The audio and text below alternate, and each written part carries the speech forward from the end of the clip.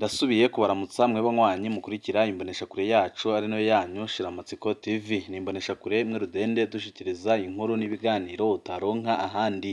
Uyu ni umwanya w'amakuru agezweko ari kuvugwa ngaha mu gihugu c'u Burundi, aho tubategurira amakuru ahambaye cane aba ari kuvugwa mu bisata bitandukanye, ariko turaza kwibanda ku makuru ariko aravugwa muri politike, aho ibintu bitaba bimeze neza nyuma yaho hamaze iminsi itari mike havugwa inkuru zijanye no gutembagaza ubutegetsi bwa Perezida Evariste Ndayishimiye, bikozwe n'urongoye gisoda c'u Burundi Biramenyekanye mu gihe yamenya amakuru ahambaye ko Perezida Evariste Ndayishimiye yagerageje kumukura mu mabanga, ariko umushiranganje wa mbere w'igihugu c'u Burundi General bataziranda kugarika akanga gusinya kw'ikete rikura mu mabanga General Biramenyekanye. Nyuma yaho Perezida Evariste Ndayishimiye nyine afatiye ingingo yo gukura mu mabanga Biramenyekanye, ariko Biramenyekanye nawe akabitahura kubera ko yanze gusinya kuri iryo kete. Ibintu byabaye bibi cane ku buryo Perezida Evariste Ndayishimiye yisanze ata muntu n'umwe bariko baravuga rumwe, kugeza no ku mushiranganje we wa mbere Biramenyekanye bataziranda kugarika, aho nawe yabonetse ko ari ku ruhande rw'abashaka kumutembagaza ku butegetsi. Ibintu ntibyoroshe hagati ya Perezida Evariste Ndayishimiye ndetse na Biramenyekanye, aho amasoko menshi atandukanye yemeza ko Biramenyekanye yaba apfungiwe mu rugo iwe, akaba atemerewe gusohoka mu rugo, akaba acungishijwe ijisho nyuma yaho Perezida Evariste Ndayishimiye nyine atangarije umugambi wo kumubogoza mu mabanga, ariko umushiranganje we wa mbere akanga gusinya kuri urwo rwete. Ariko hakaba hariko haraba ibiganiro bikomeye cane hagati y'abajenerali, aho bamwe bashigikiye ko Biramenyekanye babogozwa mu mabanga, ariko abandi bakaba batabishigikiye. Abatabishigikiye biganjemo abajenerali barwanye muri CNDD-FDD bashigikiwe n'umunyamabanga mukuru w'umugambi uri ku butegetsi Reveriyano Ndikuriyo, nawe adashaka ko Biramenyekanye akurwa mu mabanga.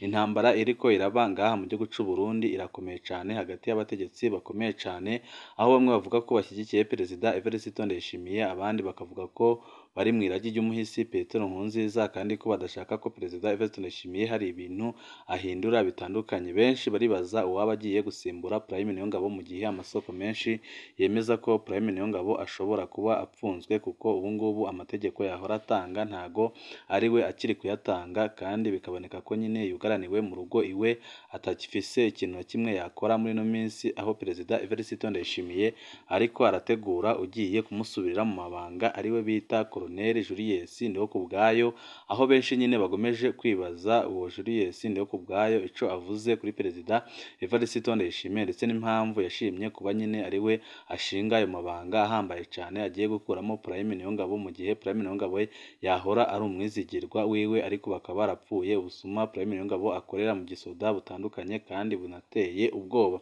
Hari byinshi twabateguriye kuri General de Brigade Julius Ndihokubwayo, ndetse n'amakuru mashasha ariko aramuvugwaho nyuma yaho agiye guhabwa amabanga akomeye cane yo kurongora igisoda ngaha mu gihugu c'u Burundi. Benshi bakaba bibaza impamvu Perezida Evariste Ndayishimiye ari we yahisemo. Byose twabateguriye turaza kubashiriza mu idonido ry'aya makuru.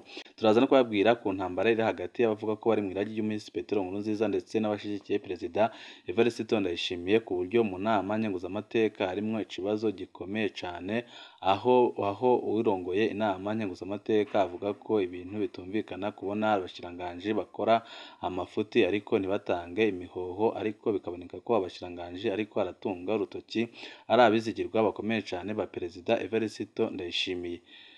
Byose twabateguriye tugiye kubashiriza mu idonido ry'aya makuru. Wipfuza kuzajya bama mbere bashirwa n'amakuru n'ibiganiro bene nk'ibi, ico usabwa nta cindi, niba utaravyonda kuri sabone vyondaho, kugira ngo ko dushizeho amakuru n'ibiganiro ujye uba mbere mu gushikirwa nabyo.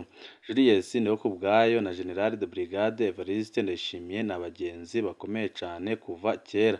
Aba ni abagenzi ba kera cane kuva ku rugamba, bose bava muri komine Giheta mu ntara ya Gitega, bava ku gatumba kamwe. Hari n'abavuga ko bafitaniye ubucuti bwa hafi mu muryango umwe. Ubu ni umukuru w'igihugu yavuye mu gisirikare afise ipeti rya General Majoro, uwundi niwe agendanira umukuru w'igihugu Chef de Protocole, aherutse kwambikwa ipeti rya General de Brigade. Abazi Julius Ndihokubwayo ku rugamba bamuvuga nk'umusirikare yarinda cane atagira ikinya co kwica. Bamwe ico gihe bamwita umunyagayanga. bafatiye ku kungene yari abangukiye kwica atakinya. Umusirikare yahaswe kwicwa mu butegetsi bw'umuhisi Petero Nkurunziza. Julius Ndihokubwayo ni umusirikare atari yorohewe ku ntwaro ya Perezida Nkurunziza naho yari yazananye muri CNDD-FDD. Ipeti rya koloneli yari imaze ko imyaka irenga 16. Abo bazananye bo ku rugero rwiwe bose baragizwe abajenerali, ariko Julius Ndihokubwayo bararimwima. Perezida Nkurunziza yaronka amahoro ari uko yumvise ko Julius Ndihokubwayo ari hanze y'igihugu. Ni nayo mpamvu imyaka myinshi amugumiza mu bikorwa byo hanze, akaronka amahera menshi ariko akaba hanze kandi akabura ipeti. Muri 2016 umuhari Frobo wa General Godefroid Niyombare waratangaje ko Colonel Julius Ndihokubwayo ariwe arongoye ibiro bikuru by'igisirikare ca Frobo, ariko bukeye Julius Ndihokubwayo yabeshuje ayo makuru. Amasoko yacu avuga ko ari impanuro yahawe na General Major Evariste Ndayishimiye. Mu minsi yakurikiye ubuzima bwa Julius Ndihokubwayo bwoba bwarabangamiwe abaho kuri hange, kubera hari bamwe mu iperereza rya Nkurunziza bo bari barahawe mwibanga itegeko ryo kugandagura nyine iyo ntwazangabo. Umwizigirwa wa Ndayishimiye. Aho Perezida Ndayishimiye ashikiye ku butegetsi, Colonel Julius Ndihokubwayo ari mu ba mbere bagenwe mu bakorana n'umukuru w'igihugu. Yabanje kuba icegera c'ugendanira umukuru w'igihugu, mu nyuma arahava araba urwego muri ayo mabanga asubiriye Maniratunga. Ababizi bavuga ko Colonel Julius Ndihokubwayo yagize uruhara rukomeye mu ikurwa be n'ifatwa rya General Alain Guillaume Bunyoni yari yahindutse umukeba akomeye wa Perezida Ndayishimiye. Amarwi adusumira iyo Angeline Ndayishimiye atamama iyo kandi bitamenyekana kare ko yafashwe, ubuzima bwa Bunyoni bwarashobora kubangamirwa amaze gufatwa. Muri kino gihe Perezida Ndayishimiye ageze aho yinuba abategetsi bo hejuru nka bose, aho atakizi uwo bari kumwe by'ukuri n'uwumuhenda. Umwizigirwa akomeye asigaranye na Julius Ndihokubwayo. General Julius Ndihokubwayo ategurirwa amabanga akomeye. Ku wa mbere z'ukwezi kwa karindwi 2023 Julius Ndihokubwayo yarambitswe ipeti rya General de Brigade maze arava mu karenganyo yari amazemwo imyaka myinshi cane, ariko iryo peti ryatumye abategetsi batari bake buzura ubwoba kubera batazi amabanga Julius Ndihokubwayo ashobora guhabwa, ariko benshi bariko barikeka ko ashobora kuba ari we agiye gusimbura Prime Niyongabo mu gihe Perezida Evariste Ndayishimiye yamaze kumukuraho amaboko, akavuga ko adashobora kugumana n'umusuma, kandi akavuga ko nyine adashobora kwishingira ubusuma Prime Niyongabo yakoze. Ariho amasoko menshi atandukanye ariko araheraho avuga ko Prime Niyongabo umwanya n'umwanya mushobora kumva ko akuwe akanapfungwa. Ubundi acurwa ni General Major nyine Ildefonse Habarurema arongoye urwego rukuru rw'iperereza benshi bita documentation, aho benshi bavuga ko adasubiririye Prime Niyongabo ashobora gusubirira Ildefonse, kubera ko Perezida Evariste Ndayishimiye arashaka ko ariwe amucungira umutekano, ariko amakuru ariko aradusumira nyine aravuga ko ariwe agiye gusubirira Prime Niyongabo. Amarwi adusumira General de Brigade Julius Ndihokubwayo arashobora guhabwa kimwe muri ibyo bibanza mu minsi iri imbere kugira abandanye gucungera ubutegetsi bwa Perezida Ndayishimiye. Naho kwizerwa n'umukuru w'igihugu biryoshe, Julius Ndihokubwayo ni umwe mu bacunzwe cane n'abansi ba Ndayishimiye binyegeje mu butegetsi. Naho atari mu mabanga ajanye n'inzego z'umutekano, tubibutse ko muri ndondeza izina rya Julius Ndihokubwayo ryavuzwe mu banyuruje umudandaza Christian Dizeye Batazira Blaise yajanywe n'iperereza rya gisirikare muri Mukakaro 2021. Blaise yari umunywanyi wa CNFD kandi yanakorana n'iperereza ry'u Burundi. Yanyurujwe azira isoko ryo kugurisha ibyuma bishaje bya Regideso. Isoko ryari rifise agaciro ko muri yaridi n'imiliyoni 200 by'amarundi. Amasoko yacu avuga ko Julius Ndihokubwayo yari asanganywe isoko ryo gushora ibyuma bishaje kwishira hamwe risanzwe rikorera mu Burundi, mu gihe Blaise we n'abagenzi we bari bashoye ibyo byuma mu Buganda. Bagenzi, ubutegetsi bubamwo amabanga menshi n'intambara nyinshi umunyagihugu muto muto atigera amenya, ariko amakuru ariko aradusumira ubu ngubu avuga ko nyine agiye gusubira Prime Niyongabo, mu gihe Prime Niyongabo amaze igihe kitari gito kuva umukuru w'igihugu yagaruka mu Burundi yugaraniwe mu rugo iwe ku buryo acunzwe cane, akaba ari naho mpamvu nyine coup d'etat yari iriko irategurwa nyine yaburijwemo. ariko ababwiye ko tuza kubabwira ku kungene mu butegetsi harimwo impande ebyiri zihanganye, aho uruhande rushigikiye Perezida Evariste Ndayishimiye ruhanganye n'abavuga ko bari mu iragi ry'umuhisi Petero Nkurunziza. Ibrahim Uwizeye na Jean Albert Maniragomba hagiye gukurikira iki?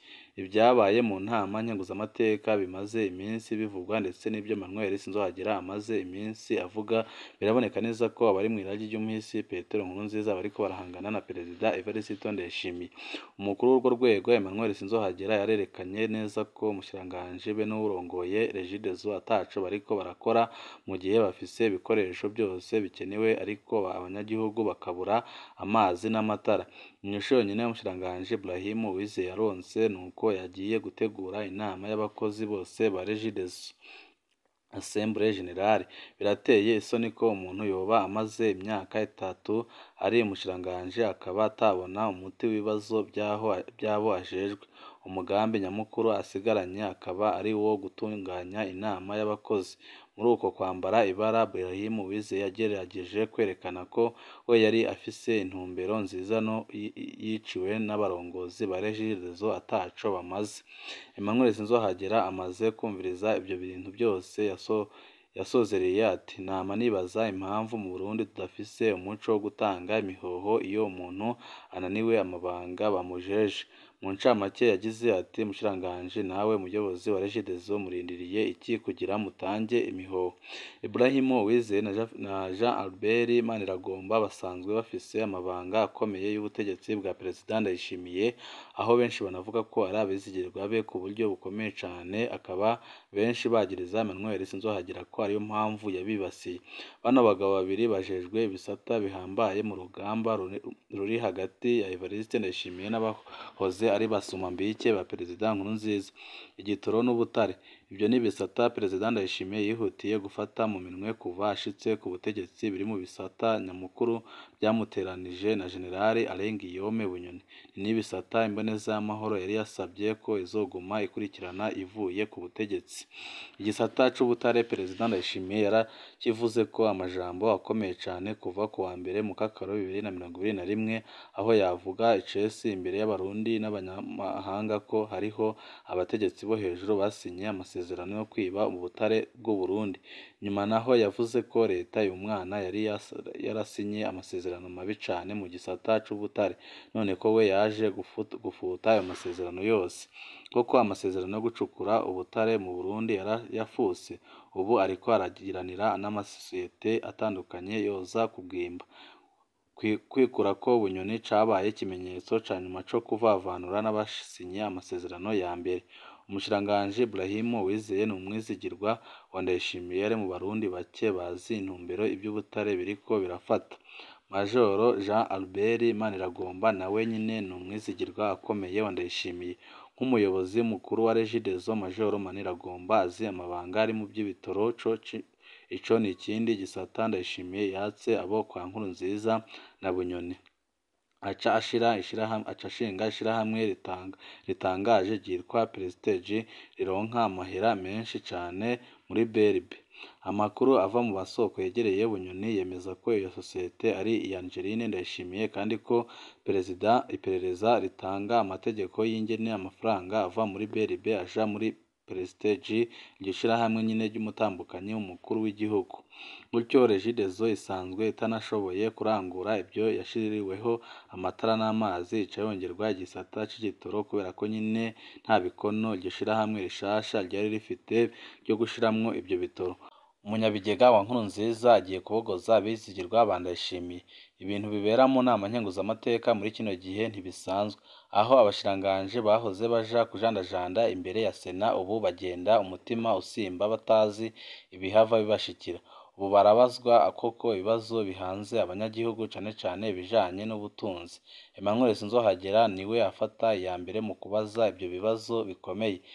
Ejo bundi umushikiranganji Martin Niteretse yarabize icuya imbere y'inama nkenguzamateka, ariko arabazwa impamvu Musitanteri Neva Sindayihebura wa komine Mukaza atari bwakurwe kandi yari yagirizwa ubunyonyezi bw'isukari. Nta minsi yahaciye Neva Sindayihebura yaciye abogozwa.